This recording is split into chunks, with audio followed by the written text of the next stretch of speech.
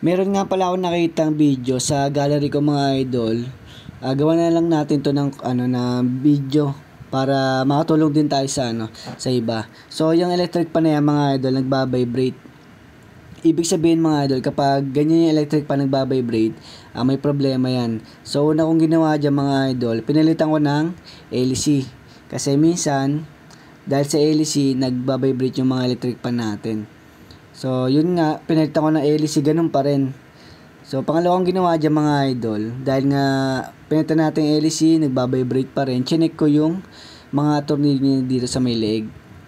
Chinek ko kung maluwag ba. So, hindi naman maluwag, ba't kaya nagbabibrate? So, ang ginawa ko dyan, pangatlo kong ginawa dyan mga idol, binabaan ko siya ng value ng capacitor, hininaan ko siya.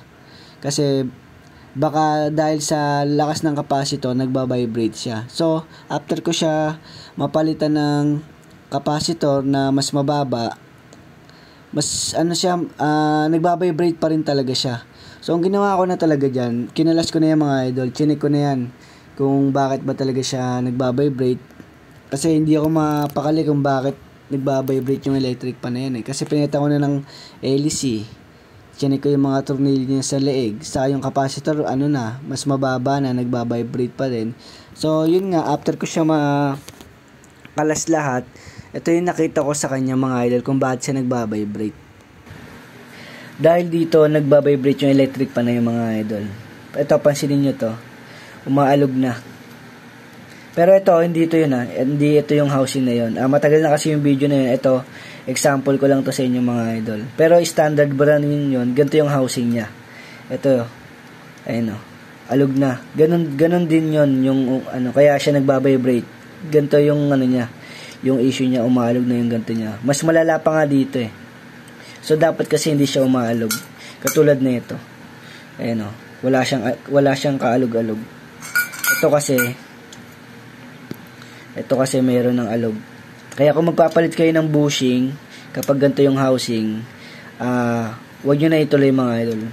Magpalit na kayo ng housing na ganito, yung harapan, saka kayo magpalit ng bushing. Kasi kung magpapalit kayo ng bushing, tapos ito pa rin yung ikakabit nyo, magbabibrate lang yung electric pan na yun.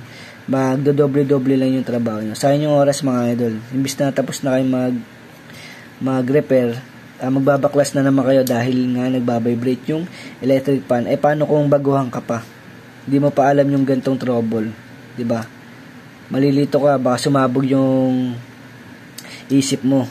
Kasi kapag nagbabibrate yung electric pan, sa LC lang talaga yung problema nun Ito, yung mga gantong trouble, mahirap tumahanap, lalo na kung baguhan ka pa lang.